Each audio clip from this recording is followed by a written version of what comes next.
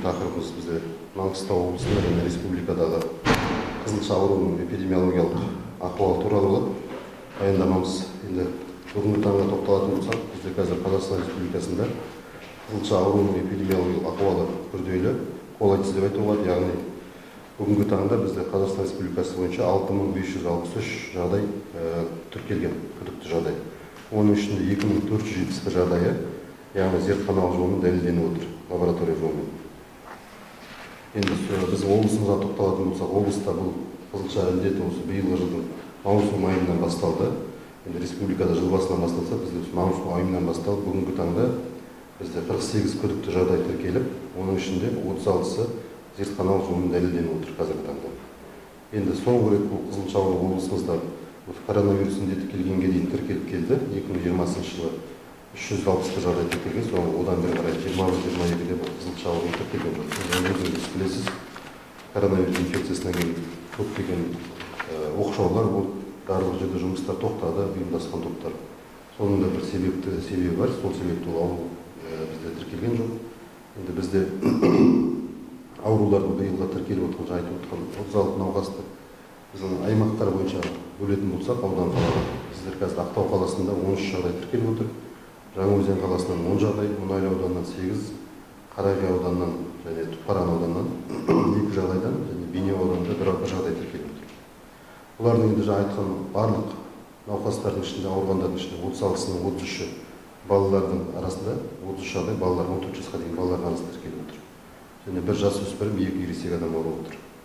Оның ішінде енді контингент дейміз ғой, біздер баратын жұмыс орнына, балабақшасына бөлетін болсақ, оның ішінде 15 бала бізде ұйымдасқан, яғни үйдегі балалардың арасында тіркеліп отыр. 8 бала мектеп оқушысы және 6 бала балабақшаға баратын балалардың арасында ауырып отыр.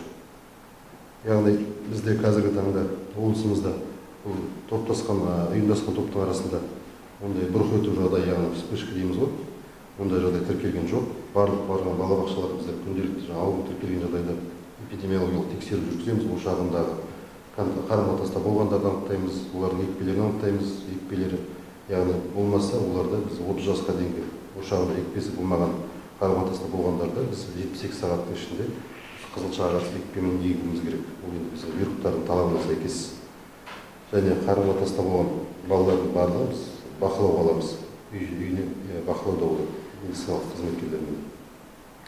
Енді бізде қазір айтып өткен жаңа балабақшалардың ішінде бізде балабақшаға барып, яғни инкубациялық кезең дейміз ғой, аурудың жаңа инкубациялық кезеңінің ішінде балабақшаға барған, балабақшаға байланысқан болған жоқ бізде. Сол себепті бізде балабақшаға ондай шектеу шаралар қойылған жоқ. Жалпы біздің облысымызда енді қазір бүгінгі таңда айтып өтсек, екпемен қамтудың несіне келетін болсақ, қызылшаға қарсы екпе егу жұмыстар бізде өзіміздің көрсеткішке сәйкес қалыпты деңгейде, яғни 1 жастағы балалар бізде 6 айдың қорытындысы бойынша қызылшаға қарсы негізі календар бойынша 1 жас және 6 жаста егіледі, ұлттық календарға сәйкес балалар жоспарлы түрде. Бізде енді 6 жаста жалпы 6 айдың қорытындысы бойынша біздің енді өзіміздің жаңа критерийіміз бар, екпенің қамтылу деңгейі. Сол 47-те 4% болу керек болса, бізде қызылшаның 1 жаста егілуі 48-7%, екінші қызылша 6 жастағы балалардың егілуі 53-4%. Бірақ дегенмен де бізде енді қызылшаның ауырған науқастардың арасында біз талдап келсек, сол ауырған науқастардың ішінде бізде қызылшадан екпеден бас тартқан балалардың ата-аналары да көп. Яғни айтып өткен бізде 33 жағдай дедік қой, 36 жағдай қызылшамен ауырған. Соның ішінде бізде енді әртүрлі себеппен егілмеген 27 бала бар. Енді 36 баланың ішінде, 36 науқастың ішінде 33 бала болса, соның 27-сінде мысалы қызылшаға қарсы екпе егілмеген. Оның ішінде енді қарсылықтары бар ата-аналардың. Қазір айтып өтсе, бізде қазір қарсылық бойынша 16 баланың ата-анасы мысалы екпесін алмаған. Ол әртүрлі ата-ананың өзінің себептеріне байланысты, жеке көзқарас дейміз. Соған байланысты 16-сы егілмеген. Және де медициналық қарсылық бойынша алмаған балалар бар, 4 бала. Және бір ата-ананың мысалы діни көзқараста жүрген ата-ана бойынша және жасы жетпеген балалар бар. Ондай 6 бала бар бізде егілмеген. Және бір егу деректері жоқ, 2 бала бар. Яғни жас жетпеген деген жаңа айтып өткен 1 жасқа дейінгі балалар. 1 жасқа дейінгі балалар енді жоспарлы түрде егуге жасы келмеген соң егілмейді. Енді жалпы қысқаша біздің мәлімет осындай, қазіргі эпидахуал бойынша. бұл ауру қазір күнделікті бізде тіркеліп жатыр. Енді ол өзіңіз білесіз, қызылша деген ауа тамшылығы жұғатын инфекция болғаннан кейін бұл ауруды шектеу мүмкін емес. Ол қарым қатынастағыларымыз енді ауру тіркелген жағдайда анықтап, максималды түрде анықтап оқшаулаймыз. Бірақ енді ол инфекция енді ауа тамшылығы жолымен жұғатын болғандықтан ол енді алдағы уақытта бізде әлде тіркеледі деп есептейміз. Және бізде қазір енді тағы бір айта кететін жағдай, бүгінгі таңда біз осы балабақшаларда тіркелуіне байланысты бұл қызылшадан басқа бізде қазір көгілдір дейтін инфекция тіркеліп жатыр. Бұл да енді ауа тамшылығы жолымен жұғатын инфекция. Бұған да қарсы өзінің вакцинациясы бар, екпесі жоспарлы түрде егілетін балдардың. Сол себепті бізде қазір денсаулық сақтау министрінің бұйрығы бар. 2020 жылдың соңында шыққан 289 деген. Бұл жерде балабақшаға, яғни бұйрықтың атауы жоспарлы профилактикалық екпелерді және ұжымдық иммунитеттің шекті деңгейін алмаған балаларды мектепке дейінгі ұйымдарға жіберу дейді. Яғни балабақшаға әр топтың ішінде мысалы 10 бала болса, мысалға айтқанда 10 баланың 9 баласында екпесі болмаса, топқа негізі жібермеу жөнінде осындай бұйрық бар денсаулық сақтау министрлігінің. Қазір жалпы осы жұмыстар бойынша да ата-аналарға түсіндіріп жатырмыз. Бұл жерде енді барып жүрген ата-анаға біз балабақшасына осыған дейін барып жүріп екпесі болмаса оларды бір шектеп тастауымыз бармау жөн. Ал енді келетін балдарға біз сондай нелерді қойып жатырмыз. Шектер иммундық коллективті иммунитет болу керек деген. Яғни 20 бала болса, соның 18-інде жоспарлы иммунитет болу керек. Оның үшін енді бұл жерде прививкасы жоқ балдар, яғни медициналық қарсылықтары бар балдарға оған бұл талап қойылмайды. Яғни медициналық қарсылығы бар балдар олар балабақшаға жіберіледі. Ал ешқандай медициналық қарсылығы жоқ, бірақ екпе алмаса, онда топта сондай қазір жұмыстар бізде балабақшаларда жүріп жатыр. Бірақ енді тұрғындар айтатынымыз, біз енді барып жүрген ата-аналардың балаларын бір енді шектеп тастамаймыз. Ол жөнінде біз балабақшаларында басшыларына, директорларына да медициналық қызметкерлерге айтып жатырмыз. Бұрынға дейін мысалы барып жүрген бала, мысалы ертең оны мысалы прививка жоқ деп қабылдамай қою ол да дұрыс емес. Қабылдамайды. Вакцинация жалпы алу міндеттелмейді. Бұл енді әр азаматшаның ата-ананың мысалы өзінің құқығы балаға алу жөнінде. Бірақ дегенмен де жаңа біз айтып өткен, бізде енді бұйрық бар, денсаулық сақтау министрлігі. Бұл енді балабақшаға баратын балаларға сондай талап бар.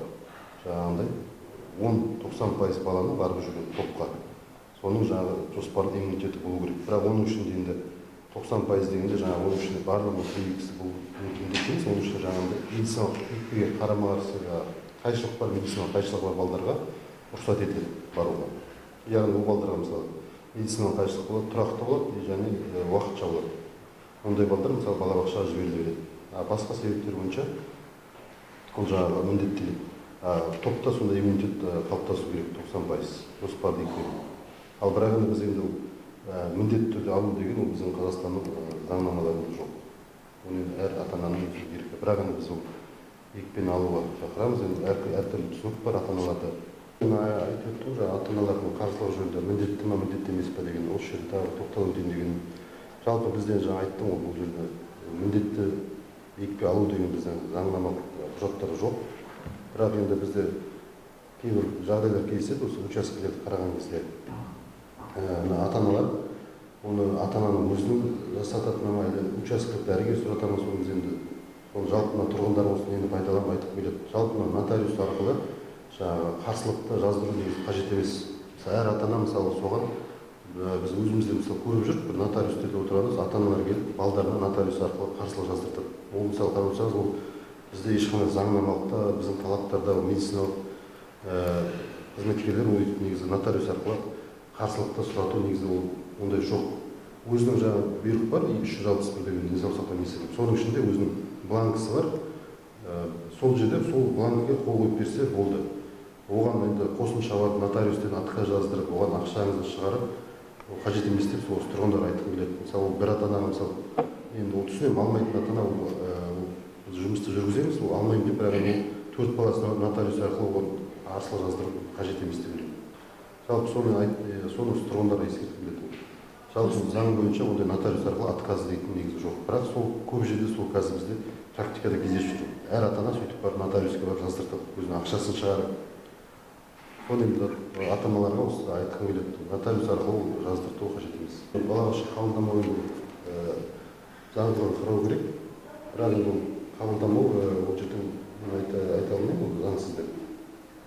Бірақ енді біз енді айттым ғой жаңада, біз өйтіп бірден ол бәрін өйтіп қабылдамайсыз, ол біз енді жұмыс жасап жатқан жоқпыз. Бірақ біз қазір түсіну жұмыс жасап жатырмыз. Бірақ өйтіп қабылдамау ол енді заңсыз деп